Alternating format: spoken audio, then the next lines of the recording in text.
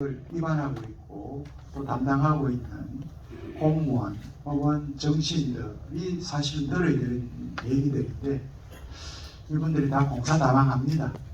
공사다방해서 또 그런 부분에서는 그냥 학술 심포지움의 내용은 그거 별나 많아 라고 이렇게 생각하시는 분들도 있고 그래서 좀 안타깝긴 합니다. 그러나 지금 이 자리에 계신 여러분들 한 사람 한 사람이 일단 병이라고 생각을 하겠습니다. 이제 한 2개 꼭지가 남았습니다. 마지막까지 경청해 주시고요. 세 번째 주제 발표 이 교수님을 여러분들에게 간단하게 소개를 드리겠습니다. 영남대학교 경제학과를 졸업하셨고요. 이화여대에서 정치학으로 박사학위를 취득하셨습니다.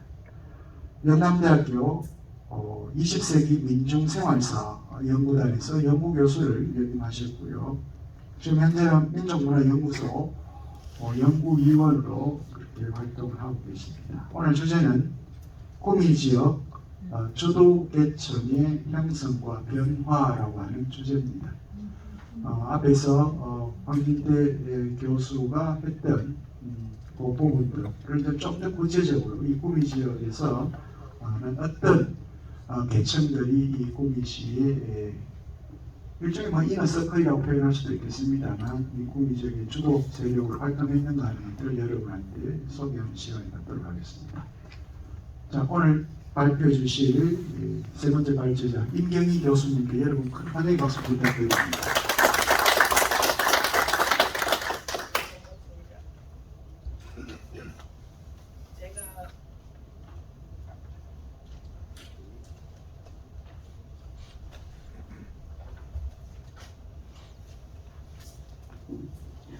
제가 받은 그 주제가 사실은 구미지역 주도 계층의 변화와 형성이라는 형성과 변화라는 그 주제를 받았습니다. 근데 저는 정치사를 공부를 하고 있고 그러니까 정치학을 하는 저희들의 입장에서 사회학도 마찬가지겠지만 계층 계급이라는 용어는 혼용을 많이 일반인들이 하시지만은 학문적으로는 약간 그게 차이가 있습니다.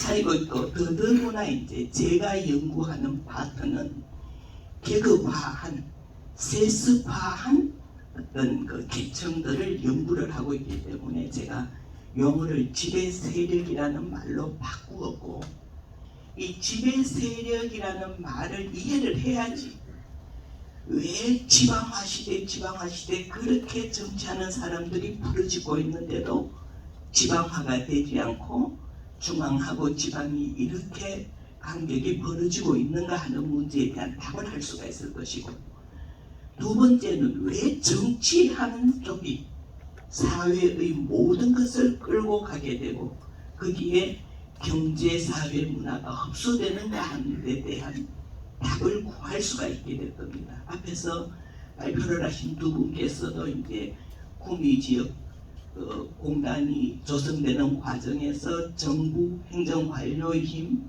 그 다음에 그 대자본가의 힘을 이야기하셨는데 이 그룹들이 결국은 시간이 가면 갈수록 점점 더 고착화돼서 하나의 세력을 형성을 하고 있고 그걸 저희들은 정치학에서는 지배 세력이라는 용어를 쓰고 있습니다. 그래서 이건 이제 조금 다른 얘기지만은 이 사람들이 교육이라든지 상속을 통해서 지속적으로 영향력을 행사를 하고 있기 때문에 지금 우리가 학교에서 지금은 약간 또 이제 결이 바뀌었지만 저희들이 학교에서 공부한 역사의 인식은 노론의 역사의 인식을 그대로 답습을 하게 되니까 아직까지 저희 머리는 조선시대를 향하고 있는 겁니다. 그래서 이제 이런 것들을 구미라는 지역에서는 어떤 이런 것들이 이제 작동을 하고 있고 가능하다면은 여기에서 조금 벗어났으면 좋겠다인데 제가 이제 이 연구를 시작을 한 계기가 지난 지자체장 선거에 경북에서는 대구 경북에서는 유일하게 지방자치단체장이 더불어민주당 사람이 되더라고요. 저하고 학교에서 같이 연구하던 분이에요. 근데 이분이 정치적인 원래 정치가로서 활동했던 분도 아닌데 느닷없이 구미라는 지역에 더불어민주당이라는 간판을 달고 나왔고 누구도 저를 포함해서 누구도 당선되리라고 생각 안 했는데 당선이 되더라고요.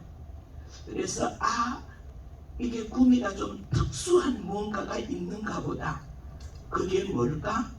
공단 노동자들이 많아서 그럴까? 지금 구미가 인구 그러니까 통계가 2020년 12월 현재가 나와 있는데 42만 중에 10만이 노동자거든요.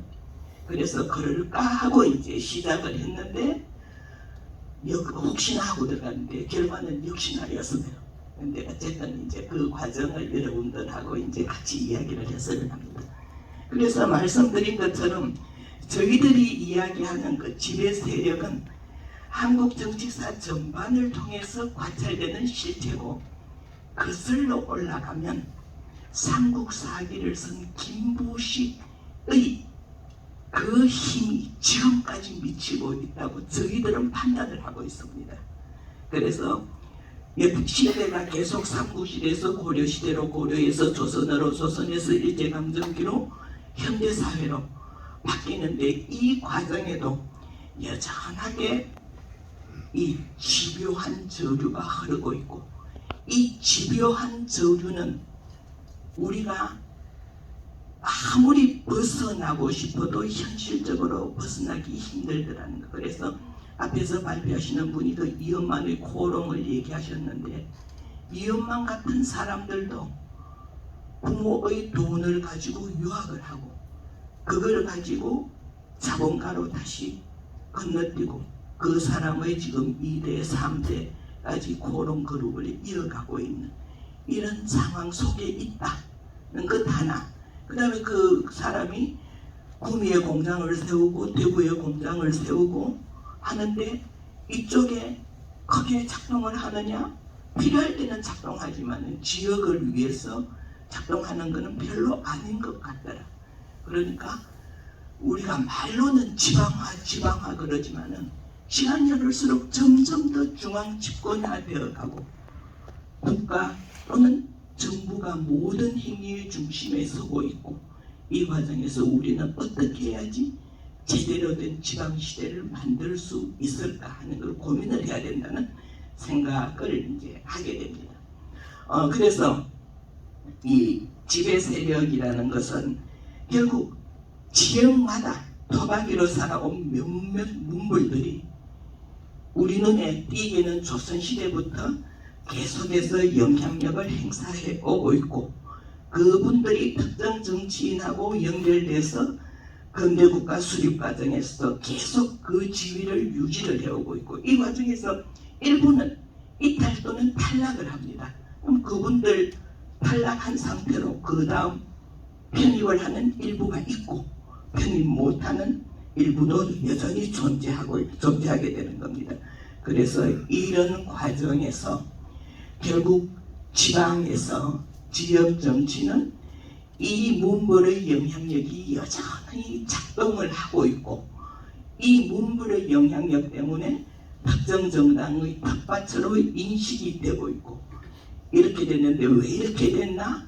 쭉 보니까 결국은 자기들이 가진 경제력을 가지고 근대적인 신교육을 이수를 시키고 지주로서 경제적 기반을 갖춘 걸 가지고 기업체를 설립하기도 하고 그러니까 일제강점기부터 그 해방정국에서는 언론기관을 만들기도 하고 학교를 만들기도 하고 문화예술기관을 만들어서 이걸 토대로 해서 정치가로 변신하기도 하고 자본가로 변신하기도 하는 과정을 거쳐두고 이 과정에서 정말 우리가 무시할 수 없는 게 학맥, 인맥을 연결을 시켜내니까 지금도 구미에서도 아마 서울에 저기 발학군 올라갈걸요.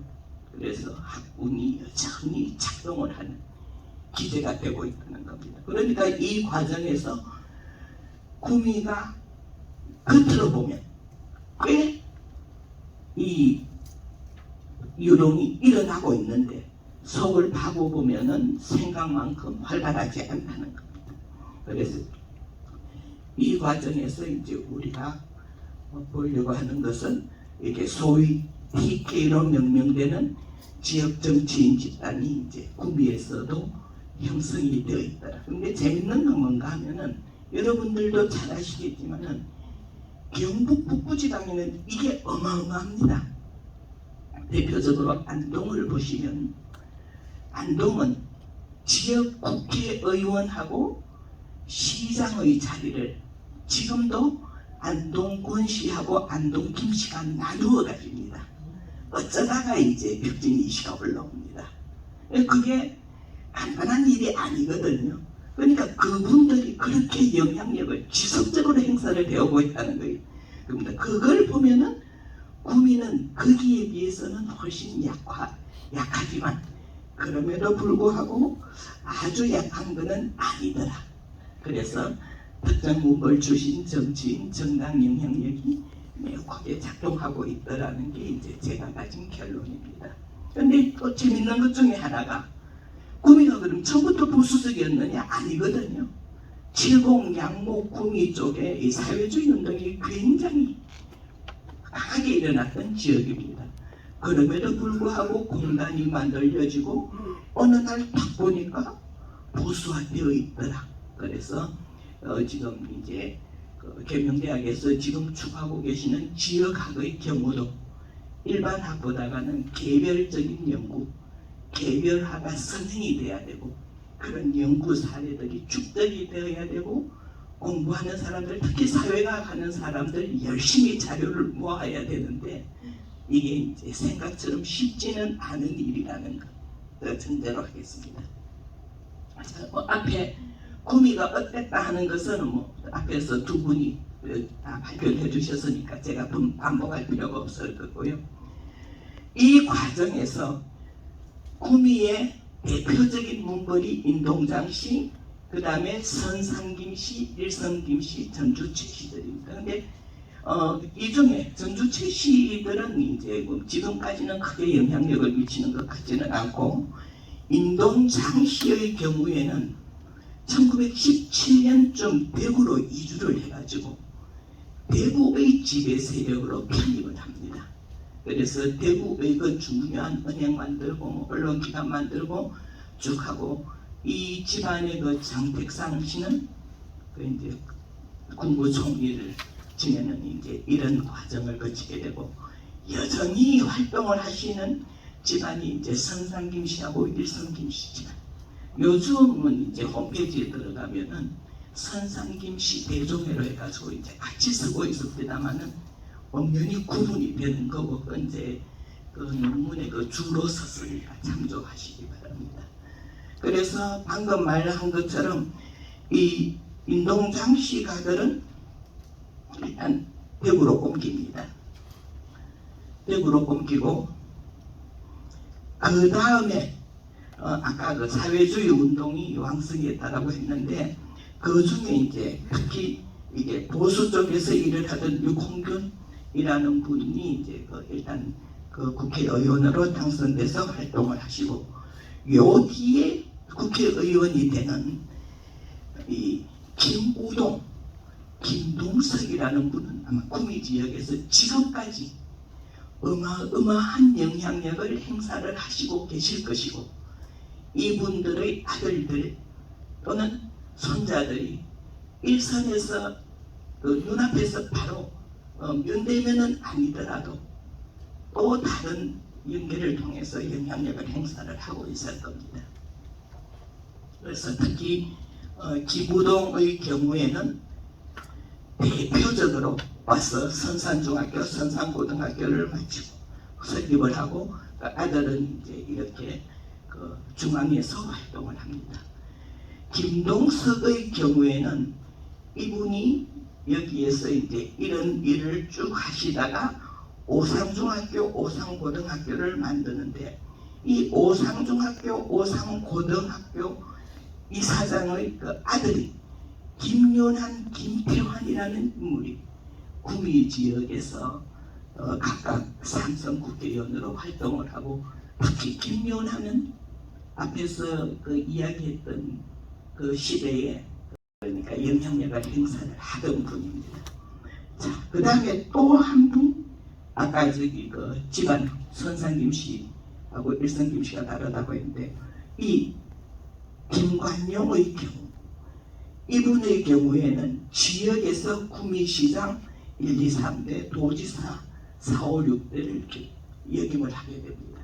이게 이제 우리가 흘려버리기 쉬운 것 중에 하나가 뭔가 하면은 국회의원을 했다, 도지사를 했다, 시장을 했다가 그냥 한글로 끝나는 걸로 아시는데, 아까 그 구미시 그 산업단지 조성하는 과정에 영향력 행사하는 거 보셨죠?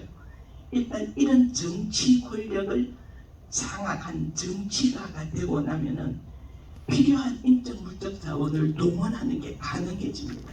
더구나 시장 3선, 도지사 3선, 김관용의 경우에는 그러면은 3선 2번이니까 12년에 24년 완전히 이 지역에서 영향력을 행사하게 되니까 그 힘이 어디까지 미쳤을지를 한번 짐작을 해보시기 바랍니다. 그래서 중요한 정책은 중앙정부 차원에서 이루어지지만은 지방 단위의 정책을 집행하는 데는 이분들의 영향력이 어마무시하게 크다는 것. 그 다음에 이제 구미의 경우에 이제 보면서 우리가 빼놓을 수 없는 게 박 대통령의 그 가문입니다. 박 대통령의 가문은 앞에 그 이야기하는 김동석 가나 이런 쪽보다는 영향력이 훨씬 적은 걸로 나타나고 있습니다.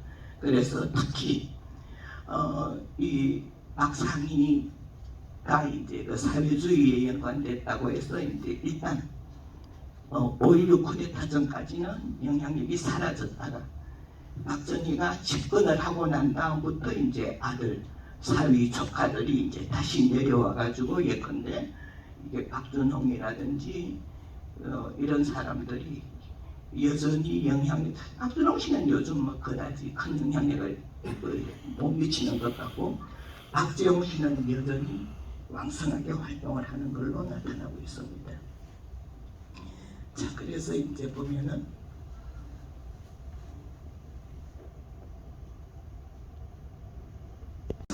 일하시는 분의 그 정치적인 성향은 대체로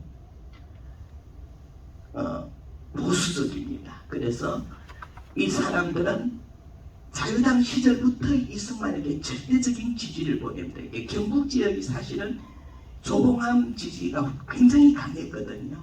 근데 선산 구미 지역은 이상하게 조봉암표가 안 나옵니다.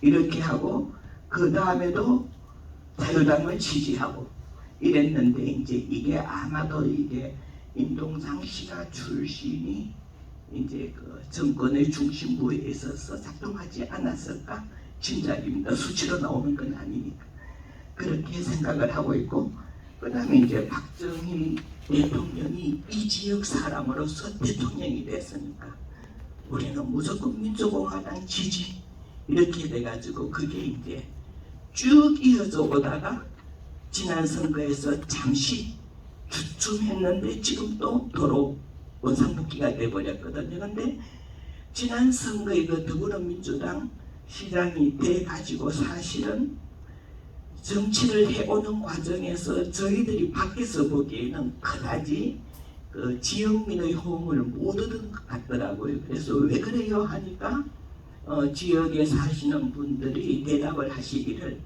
너무 박정희 해가지고 조금 벗어날까 싶어서 해봤는데 아니야 라고 저한테 답을 주시더라고요. 근데 이제 그건 구미에 계신 분들이 저보다 훨씬 더 잘 아실 거니까 이게 왜 이렇게 되었을까? 개인의 영향 때문일까? 지역이 가진 정치적인 성향 때문일까는 좀 더 고민을 해보시고, 여기 이제 앞으로 구미학을 정립하는 후대들에게 이제 좋은 지침이 될 수 있을 것이니까 이제 여러분들이 답을 주시기 바랍니다. 자, 근데 이제 구미의 경우에 재밌는 게 뭔가 하면은 이 정치 집단으로 편입하는 과정에 노동자 출신이 편입하기 시작합니다. 저는 이제 정치학 공부하는 사람으로서 관심을 가졌던 부분이 바로 그 부분이고, 노동자 출신이 들어오면서 이 문벌의 힘이 깨지는가 싶어서 봤는데 결론부터 얘기를 하자면은 민노총은 별로 힘 못 쓰고 한노총 출신들이 들어갑니다. 그래서 한노총 출신이 들어간다는 것은 성향이 여전히 보수적이라는 노동자 출신이라는 것만입니다. 그래서 보면은 일단은 노동조합 지도자들이 기초의원부터 시작해가지고 정치 예선으로 들어가게 됩니다. 그래서 정치에 발들이는 중요한 통로 중에 하나가 쉽게 마련되는 게 지방자치선거입니다. 정치학을 공부하는 입장에서는 두 가지로 나뉩니다. 한쪽은 지방자치, 지방의회 선거를 해서 지방의회가 하는 게 이론적으로는 괜찮은데 실제로도 필요한가? 무용론 한쪽이 있고요. 한쪽에는 그럼에도 불구하고 민주사회를 만들기 위해서 필요하다는 두 쪽인데 어쨌든 이런 과정에서 정치가로 편입하는 과정이 쉬워지고 또 하나 이제 우리가 이 지배 세력으로 편입하는 과정에서 정치가가 되는 게 굉장히 빠른 통로가 되거든요. 근데 이제 지방자치 의원에서 끝이 나면 끝나는 거지만 거기서 광역의회로 갔다가 국회의원으로 가는 경우가 생깁니다. 지금 구미 국회의원들이 그런 분들이시죠. 그래서 이제 이게 오리온 노조위원장이 시의원으로 당선되는 걸부터 해가지고 고롱, 오리온 전기 이런 분들이 계속 이제 당선돼서 시의회 또는 도의회로 들어가는데 이상하게 지방자치 선거만이 아니고 정치학을 공부하는 저희들이 걱정하는 것 중에 하나가 뭔가 하면은 투표 다수결에 의한 투표라는 게 가지는 게 굉장한 허점을 가지고 있거든요. 현실적으로 한번 여러분들 생각을 해보세요. 대통령이 되는 사람의 경우에 대통령은 일단은 이제 선거에 그냥 입후보를 합니다. 근데 이제 선거 연령이 지금 이제 18세죠. 근데 그러면은 대충 잡아서 이제 전체 인구의 한 4분의 3 정도라고 생각하고 그 사람들이 투표장에 반만 나가면 됩니다. 그 다음에 투표를 한 결과 그 사람들이 한 표라도 더 가지면 당선이 되는 거예요. 그럼 말로는 다수결인데 실제로는 16분의 3이에요. 그러니까 다수결이 아닌데도 되는데 이게 지방의회 선거는 몇 프로 이상도 없거든요. 그래서 뭐 심한 경우에는 뭐 몇백 표, 몇천 표 가지고도 되고 10표 차이로 되고 떨어지고 이런 과정들을 거치기 때문에 이 지방선거의 다수결이라는 것을 우리가 좀 고민을 해본 시점이 되지 않았을까. 그래서 지역민들이 정말 지역에서 필요한 사람들을 추대를 하고 이 사람들로 지방의회를 구성해서 지방의 중요한 의사결정을 했으면 좋겠다 라는 생각을 하는데 현실적으로 뾰족한 대안을 공부하는 저희들이 만들어야 되는데 저희들도 말로는 고민을 하는데 실제로는 대안을 제대로 만들지를 못했고 그래서 이제 한편으로는 굉장히 공부하는 사람으로서 죄송하게 생각합니다. 자, 그래서 이렇게 저희 이제 삼선 의원으로 이제 이렇게 된 다음에 이분들이 광역의회 의원으로도 당선이 되고 그래서 금성사 근로자 장석춘은 20대 국회의원 그 다음에 여기에 보면은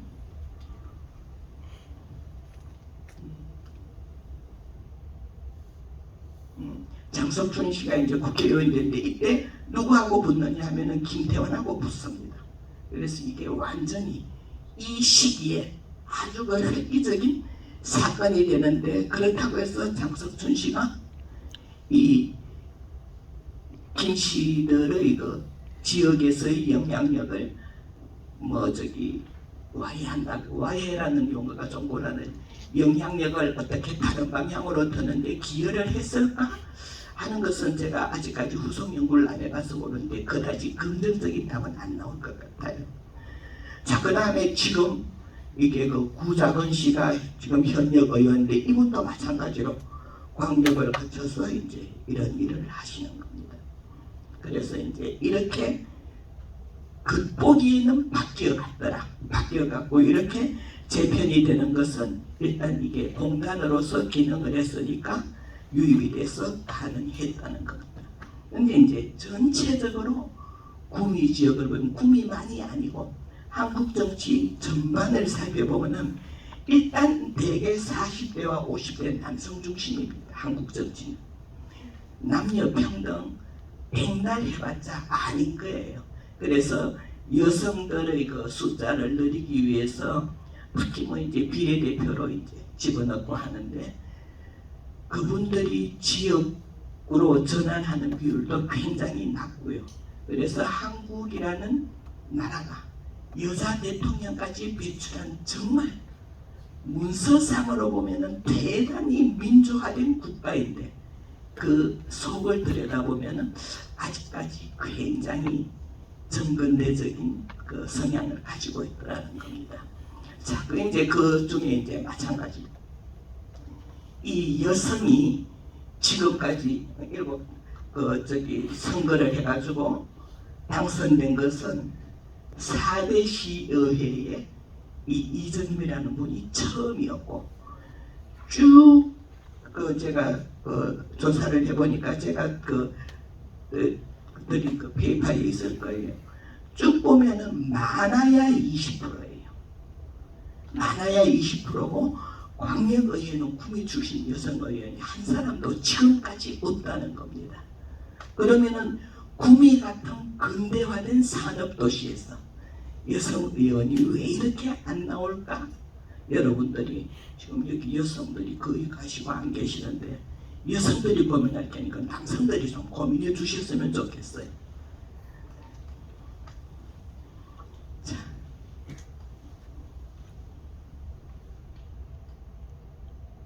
제가 하던 시간이 다 끝나가니까 그래서 왜 이렇게 이런 것까지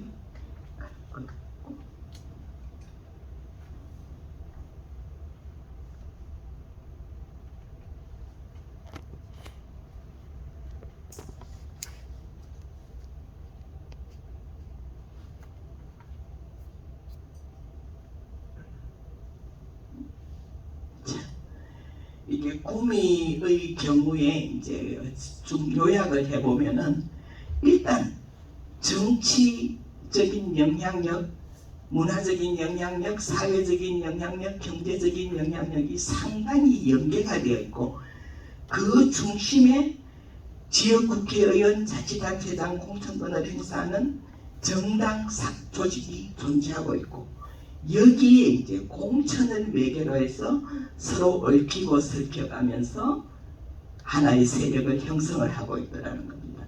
그래서 초기에는 보면은 대체로 유령문물의 후손들이고 이분들이 미군정하고 연결이 되거나 아니면은 일본, 미국 서울 유학을 거치고 고향으로 와서 뭐 언론기관을 만든다거나 교육기관을 만든다거나 이렇게 해서 쭉 지배 집단이 될 수 있었다는 것.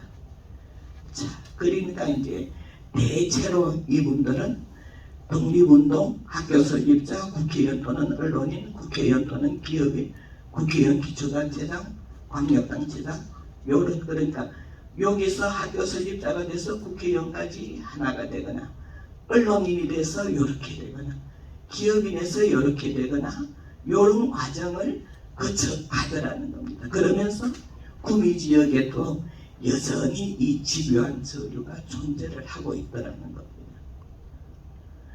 자, 그래서 하고 있는데 이 과정에서 지방자치 선거가 시행된 뒤부터는 지방공무원, 기초의회의원, 광역의원, 국회의원 이렇게 이제 라인을 가지고 가거나 아니면 국회의원 보좌관을 했다가 기초의회 또는 광역의회 의원이 되거나 아니면은 이게 행정부 관료로 있다가 선출직 자치단체장이 되거나 이렇게 해서 충원이 되는데 다른 지역에 비해서 3선 이상 국회의원의 비중이 굉장히 높더라는 거.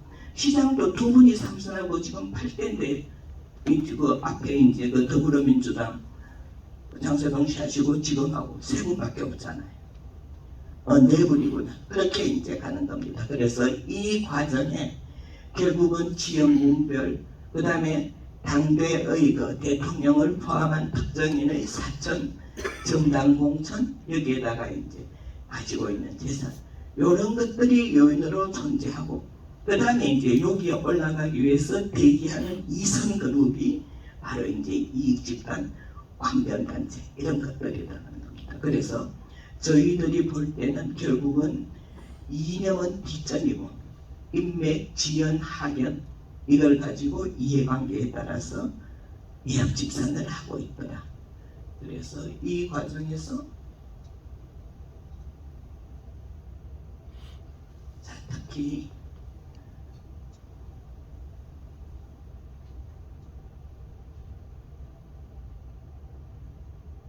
문제가 이제 이런 과정에서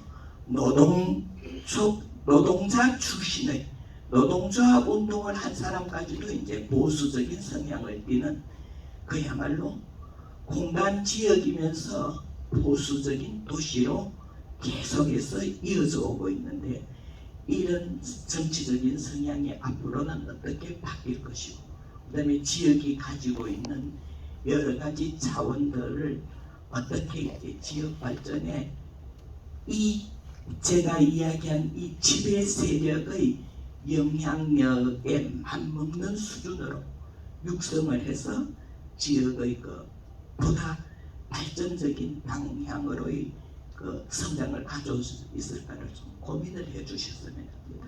예, 제 얘기는 여기까지 하겠습니다. 네, 고맙습니다. 무려 10분을 남겨주셨습니다. 고맙습니다.